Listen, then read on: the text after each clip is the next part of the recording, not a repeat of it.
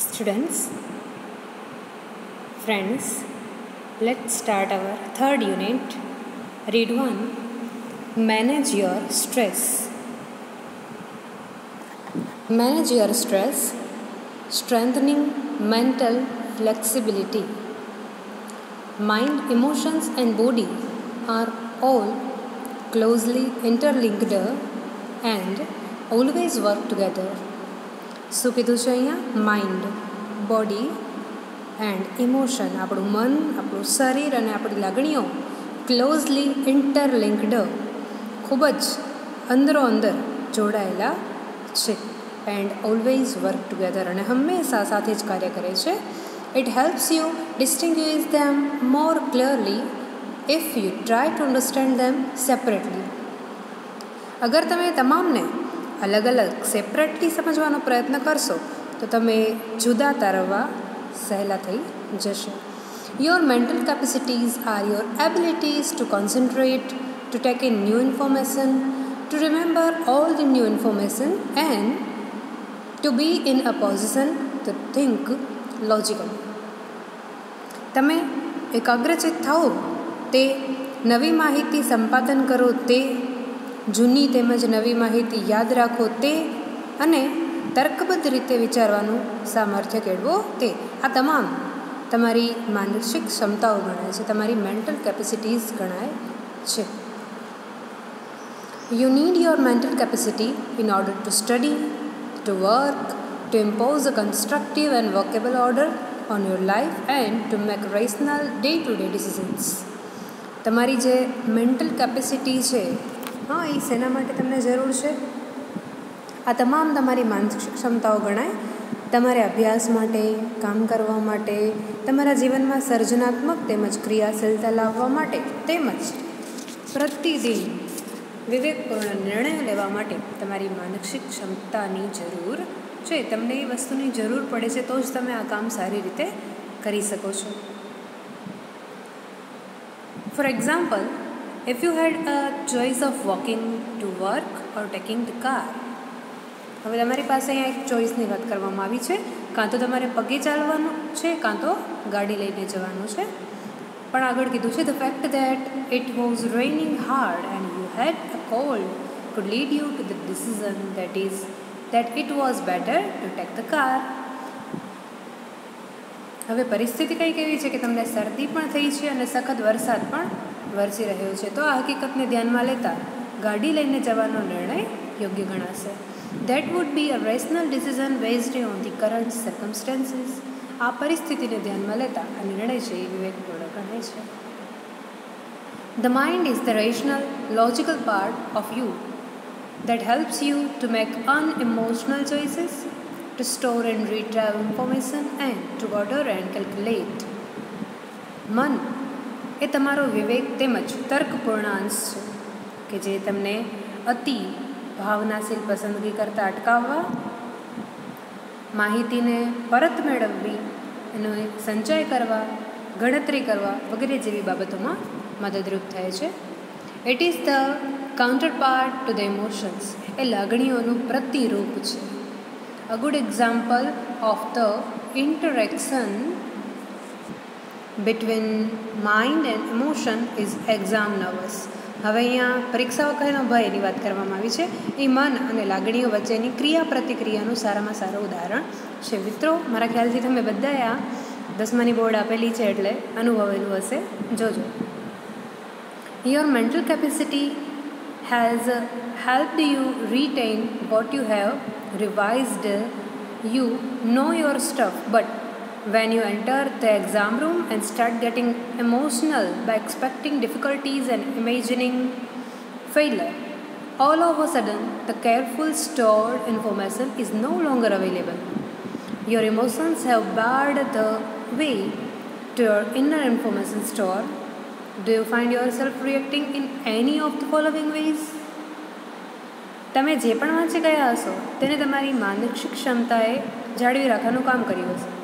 તમારે શું લખવાનું છે તે તમે જાણો જ છો, પણ જ્યારે તમે પરીક્ષા ખંડમાં દાખલ થાઓ છો, નાપાસ થવાની કે અઘરો વિષયની કલ્પના માત્રથી ભયથી જ લાગણીશીલ થઈ જાઓ છો અને એકાએક તમે વાંચેલું બધું જ ખોવાઈ જાય છે. તમારી લાગણીઓએ તમારી સંચય કરી રાખેલી માહિતીનો માર્ગ અવરોધ્યો છે, અટકાવી દીધો છે. શું તમે નીચે દર્શાવેલી રસ્તાઓમાંથી કોઈ એક પણ પ્રતિક્રિયા આપો છો? જોઈએ કયા કયા રસ્તા કયા છે ત્યાં. You find it difficult to concentrate on things. તમે બાબતો ઉપર કન્સન્ટ્રેટ કરવાનું અઘરું લાગે છે.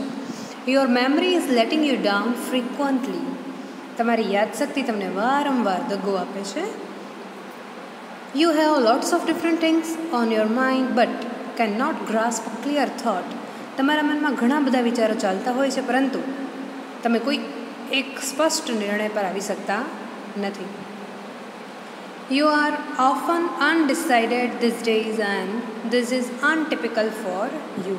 આ દિવસોમાં તમે અનિર્ણાયક સ્થિતિમાં હોવ છો, જે તમારા સ્વભાવથી વિપરીત છે. જનરલી તમે ડિસિઝિવ હોવ છો, પરંતુ અહીંયા તમે ઇનડિસિઝિવ બની જાઓ છો. You make longer to do task that you were able to complete quite quickly before. જે કામ તમે ઝડપથી પતાવી શકો છો એવા કામમાં તમને ખૂબ જ સમય લાગે છે.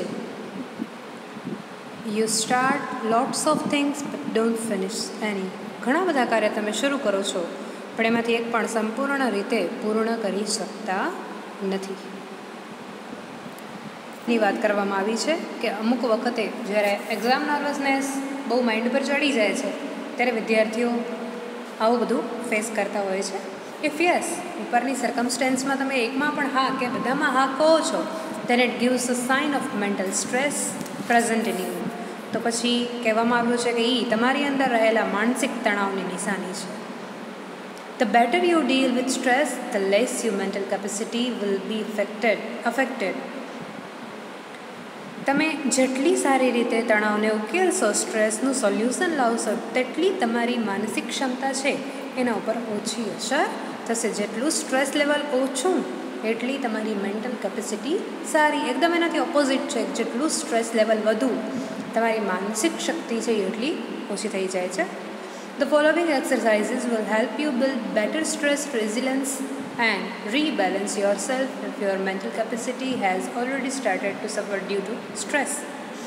જો તણાવને લીધે તમારી માનસિક ક્ષમતા પર અસર થતી શરૂ થઈ ચૂકી હોય તો નીચેની કેટલીક એક્ટિવિટીઝ છે જે તમને તણાવનું નિયમન કરવા, તમારી જાતનું સંતુલન જાળવવામાં મદદરૂપ થશે. આના પછી આપણે હવે એક્ટિવિટીઝ ભણવાના છીએ.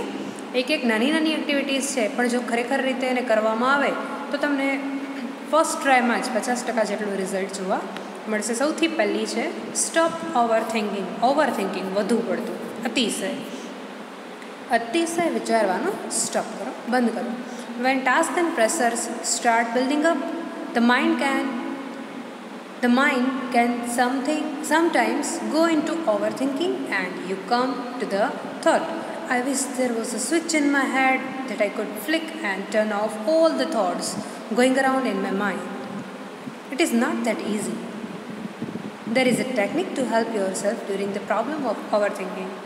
જ્યારે કામ અને દબાણ વધારે લાગે ત્યારે ક્યારેક મન વધારે પડતા વિચારે ચડી જાય છે અને તમને મનમાં એવું આવ્યા કરે છે કે જો મારા મગજમાં કોઈ સ્વિચ હોત કે હું એને ચાલુ બંધ કરી શકત તો મારા મગજમાં ફરતા બધા જ વિચારોને હું અત્યારે બંધ કરી દે. આમ કરવું સહેલું નથી. અતિ વિચારની સમસ્યા દરમિયાન તમારી જાતને મદદ કરવા આ એક્ટિવિટી ટ્રાય કરો. To yourself repeatedly during the day. આખા દિવસ દરમિયાન રિપીટેડલી એટલે વારંવાર પોતાની જાતને કહો. શું કહેવાનું છે? I have no expectations and I will deal with whatever happens when it happens. મારે કોઈ અપેક્ષાઓ નથી અને હું જ્યારે પણ થશે ત્યારે તેની સામે લડી લઈશ. જે મારી સામે પરિસ્થિતિ આવશે એને હું જાતે જ લડી લઈશ. When you think about a stressful day that lies in front of you, your thoughts run approximately like this. શું કહ્યું છે અહીંયા?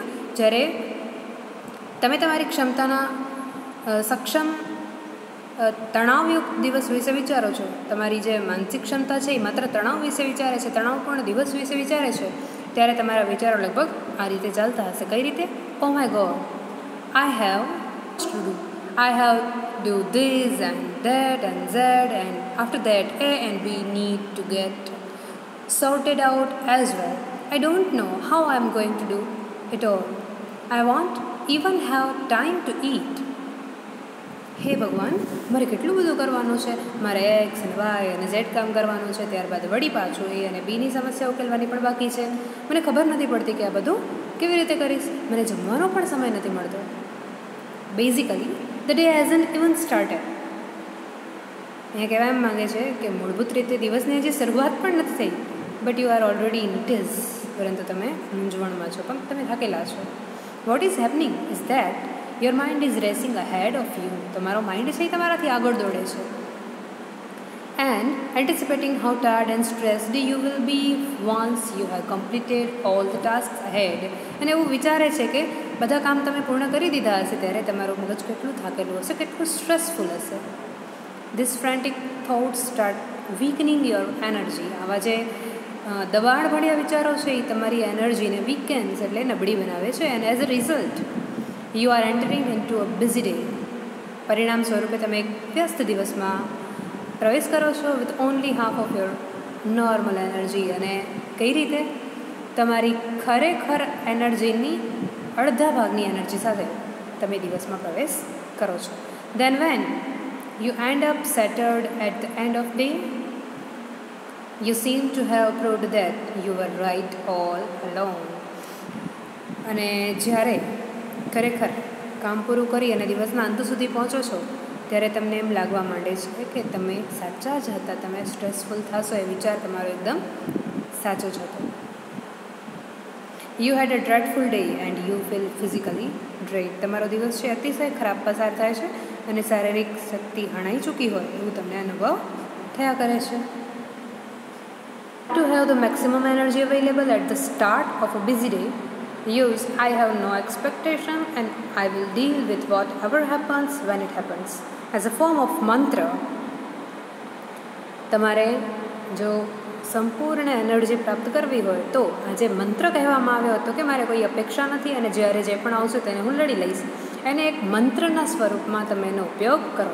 You will notice how your body starts relaxing at the thought of no expectations. આજે અપેક્ષા નથી આ શબ્દથી, આ ભાવનાથી તમારું બોડી છે એ ઓટોમેટિક રિલેક્સેશન અનુભવવા માંડશે અને આ તમને ખબર પણ પડશે. This relaxation tells you that you have just stopped yourself from wasting valuable energy. અને આ રિલેક્સેશન તમને એટલું કહી જાય છે અથવા તો તમારી જે વેલ્યુએબલ મૂલ્યવાન શક્તિ છે એનો વેસ્ટ કરતાં તમને અટકાવી દે છે. You will feel calmer mentally and emotionally as a consequence. પરિણામે તમે માનસિક અને ભાવાત્મક શાંતિનો અનુભવ કરશો. એપ્નોસિસ, આ બીજી એક્ટિવિટી છે. સેલ્ફ, પોતાની જાતનું એપ્નોસિસ કરવું એટલે સંમોહન કરવું. પહેલું સંમોહનની ક્રિયા આપણે જનરલી જોયું હશે તો બીજાઓને પોતાની આજ્ઞાઓ મનાવવા માટે સંમોહન એમનું કરવામાં આવે છે. હવે અહીંયા શું કીધું છે? પોતાની જાતનું સંમોહન કરો. કઈ રીતે? વાંચીએ આપણે. You can use this self-hypnosis state to relieve mental stress. Try the following exercise. It becomes easier with your eyes closed. માનસિક તણાવમાંથી રાહત મેળવવા તમે આ આત્મસંમોહનનો ઉપયોગ કરી શકો છો. નીચેની આ એક્ટિવિટી છે. આંખો બંધ રાખી અને વધુ સરળતાથી કરી શકશો. ફર્સ્ટ સ્ટેપ છે settle back in a chair and close your eyes. ખુરશી ઉપર આરામથી બેસી જાઓ અને આંખો બંધ કરો. Start counting backwards from 99 to 70. Count slowly to fit in with your breathing. હવે આપણે બેકવર્ડ કાઉન્ટિંગ કરવાની છે 99થી 70 સુધી અને એટલી સ્લો હોવી જોઈએ કે આપણી બ્રીધિંગ સિસ્ટમ છે, શ્વાસોશ્વાસની ક્રિયા એની સાથે તાલ મળે. Now count down from 69 to 30 while imagining walking down the steps of the beautiful staircase. હવે જાણે તમે એક સુંદર મજાની સીડી ઉપરથી ઉતરી રહ્યા હો એવી રીતે ઇમેજિન કરતાં 69થી 30 સુધી પહોંચો. Feel yourself walking down in time with your breathing. હવે આમાં પણ તમારે બ્રીધિંગ સિસ્ટમને સાથે રાખવાની છે. See the beautiful grand staircase stretching ahead of you. સરસ મજાની એકદમ જોરદાર શણગારેલી સ્ટેરકેસ છે એ તમારી સામે ઉપસ્થિત છે. Imagine the steps are carpeted. વિચારો કે સ્ટેપ્સ છે બધા કાર્પેટેડ છે. So that your progress is as effortless as possible. જેથી કરી અને તમારા જે પ્રયાસ છે એ એકદમ સરળ બની જાય, એફર્ટલેસ બની જાય. Count down from 2 9 to 0 while imagining drifting further down in luxurious lift. 29થી કરી અને 0 સુધી ગણવાનું છે અને ઇમેજિન કરવાનું છે કે તમે એક લિફ્ટમાં, એક લક્ઝરિયસ લિફ્ટ છે એની અંદર એન્ટર થઈ રહ્યા છો. As large as a room. હવે લિફ્ટ કેવી છે? તો એકદમ રૂમ જેટલી મોટી, કાર્પેટેડ પણ છે, with views of landscape outside. સુંદર મજાનો લેન્ડસ્કેપનો વ્યૂ પણ બહાર દેખાય છે.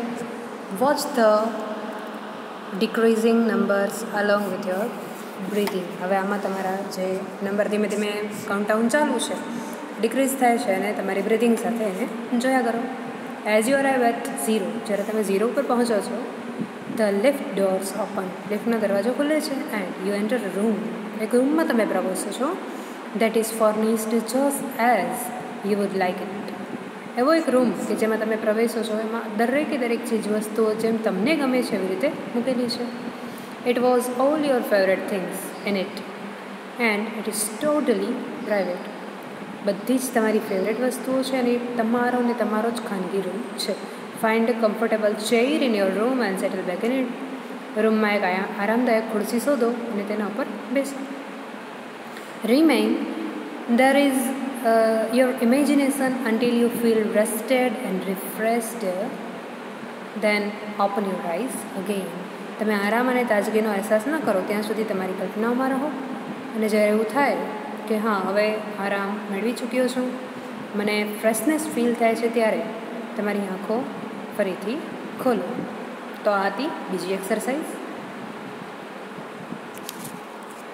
Third exercise is the screen exercise. When emotions have taken you over, it becomes nearly impossible to think clearly. જ્યારે તમારા મન ઉપર લાગણીઓ હાવી થઈ જાય છે ત્યારે સ્પષ્ટપણે વિચારવું લગભગ ઇમ્પોસિબલ છે. Then it becomes very easy to make unwise decision or to agree to something which is not to your advantage.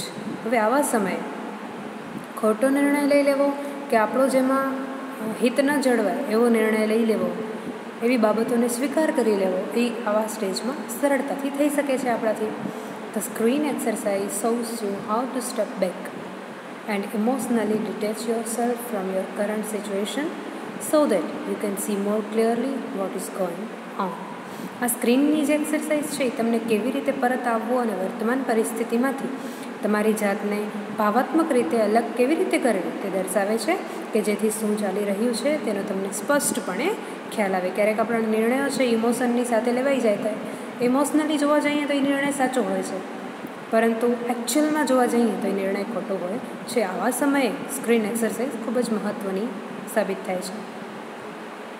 Taking an outsider's point of view and imagining another person in your situation will put a new perspective on your stress problem, so you can evaluate more calmly what needs to be done. બહારની વ્યક્તિના મતને ધ્યાનમાં લો અને બીજી વ્યક્તિને તમારી પરિસ્થિતિમાં રાખી કલ્પના કરશો તો તમારા તણાવની સમસ્યા માટે એક નવું યથાર્થ દર્શન થશે, જેથી તમે શું કરવાની જરૂરિયાત છે તે શાંતિથી મૂલ્યાંકન કરી શકશો. હવે આમાં આપણે આપણી જાતને મૂવીમાં ઉતારવાની છે. મૂવીના હીરો કે હિરોઈન આપણે છીએ, પરંતુ આપણે આપણી જાતને હીરો હિરોઈન માનવાનું નથી. ટૂંકમાં આપણી લાઈફ કોઈ બીજાની લાઈફ છે, આપણી પ્રોબ્લેમ કોઈ બીજાની પ્રોબ્લેમ છે, એવો અહીંયા પોઈન્ટ ઓફ વ્યૂ રાખવાનો છે. છતાં પણ સ્ટેપ્સ આપેલા છે, આપણી સ્ટેપ્સ જોઈ જઈએ. With your eyes closed, think about the situation that is currently causing you stress. તો કીધું છે અહીંયા આગળ કે આંખો બંધ કરી તમને અત્યારે જે પરિસ્થિતિથી તણાવ થઈ રહ્યો છે તેના વિશે વિચારો. Imagine projecting the situation into a screen in your mind as if it were a film you were watching. Include only what has really happened, not what you are afraid might happen. બીજો step છે, જાણે કે તમે film જોતા હો એ રીતે તમારા માનસપટ ઉપર આ પરિસ્થિતિને કાલ્પનિક રીતે અંકિત કરો. તેમાં તમને જે થવાનું છે એનો ડર છે એ બાબતો નહીં, પરંતુ જે થઈ ચૂક્યું છે એનો જ સમાવેશ કરવાનો રહેશે. Replace yourself in the film with someone else of the same gender. Same જેન્ડરની જ કોઈ વ્યક્તિ સાથે તમારી જાતને રિપ્લેસ કરો, એટલે કે બદલાવો. Watch the film as an outsider observer. હવે તમે એક બાહ્ય દર્શક છો એવી રીતે આખી આ ફિલ્મ નિહાળો. How do you feel about what is going on in the film? હવે તમે કહો કે આ ફિલ્મ જોઈ અને તમે શું વિચારો છો? What advice would you give the person who is replacing you on the screen? જેની સાથે તમારી જાત બદલાણી છે એ રિપ્લેસ્ડ પર્સન માટે તમે કેવી એડવાઇસ વિચારી શકો છો એ પણ વિચારો. Open your eyes again and act on your own advises. હવે કહ્યું છે કે આંખ ખોલો અને તમે જે પહેલાં ફિલ્મમાં પાત્રને એડવાઇસ આપેલી છે એ એડવાઇસ ઉપર તમે પોતે જ કામ કરો. એન્ડ છેલ્લી એક્સરસાઇઝ છે એન્ટિસિપેટિંગ સક્સેસ. સફળતાની એન્ટિસિપેશન એટલે પૂર્વધારણા. When life becomes too hectic, જ્યારે લાઈફ છે એ અતિશય મૂંઝવણશીલ બની જાય છે, we can end up feeling mentally tired in knots. આપણે અતિશય ટાયર્ડ, અતિશય થાકેલા થઈ જઈએ છીએ. Nothing seems easy and positive. કશું પણ આપણે ઇઝી કે પોઝિટિવ દેખાતું નથી. Pessimism sets in and we can not see a way out of our current problems. આપણે અતિશય નકારાત્મકતા બેસી જાય છે અને સમસ્યાઓ છે એનો રસ્તો ક્યાંય દેખાતો નથી. We can open a source of optimism with the technique of anticipating success. આ જે એક્ટિવિટી છે એના દ્વારા આપણે હકારાત્મકતાની શરૂઆત આપણી અંદર કરી શકીએ છીએ. તો પહેલું સ્ટેપ છે settle back in a chair and close your eyes. Same છે experience with all your senses what it feels like to have achieved something and enjoy the resulting feeling of relief and elation. જે કાંઈ પણ મેળવ્યું છે તે કેવું છે તેનો અનુભવ તમારી સમગ્ર બુદ્ધિગ્રાહ્યતાથી કરો અને તેમાંથી પરિણમતી રાહત અને આનંદની લાગણી માણો. Hang on to the positive feelings and bring them back with you into the here and now. હવે જે હકારાત્મક લાગણી તમે અનુભવો છો એને હિયર એન્ડ નાવ, અત્યારની પરિસ્થિતિમાં ત્યાં ને ત્યાં ફરી પાછી લાવો. ઓપન યોર આઈઝ અગેન અને આ અનુભવ સાથે તમારી આંખોને ખોલો. Make sure you don't get all tangled up in considerations about how the situation will resolve itself. It will look after itself as long as you keep your aim firmly in mind. If you stay focused on a positive outcome, you can think more clearly and you will make better decisions which will eventually lead to the desired results. ખાતરી કરી લો કે તમે કરેલી ધારણાઓમાં પરિસ્થિતિઓનો હલ કેવી રીતે નીકળશે એ બાબતે તમે ગૂંચવાઈ તો નથી ગયા ને. દ્રઢ નિશ્ચય હશો તો પરિસ્થિતિ આપમેળે તેનો હલ શોધી લેશે. જો તમે હકારાત્મક પરિણામ અંગે એકદમ નિશ્ચયી હશો તમે વધુ સ્પષ્ટપણે વિચારી શકશો અને વધુ સારા નિર્ણયો લઈ શકશો જે તમને અંતે અપેક્ષિત પરિણામો તરફ દોરી જશે.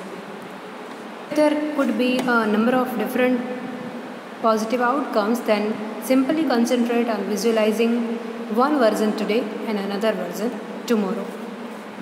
જો ઘણા જુદા જુદા હકારાત્મક પરિણામોની શક્યતા લાગતી હોય તો તમે આજે તેમાંના માત્ર એક પર જ ધ્યાન કેન્દ્રિત કરો અને બીજા વિશે બીજા દિવસે વિચારો.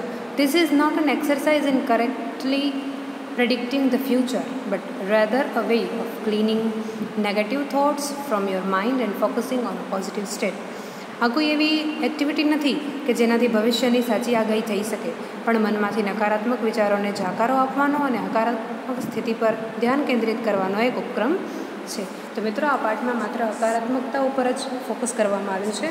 સ્ટ્રેસને ઓછું કરવા અથવા તો નાબૂદ કરવા માટે એક હકારાત્મકતા છે, એક મનની ખુશી છે જેને આપણે વધારશું તો ઓટોમેટિક સ્ટ્રેસનો લેવલ ઓછો થશે.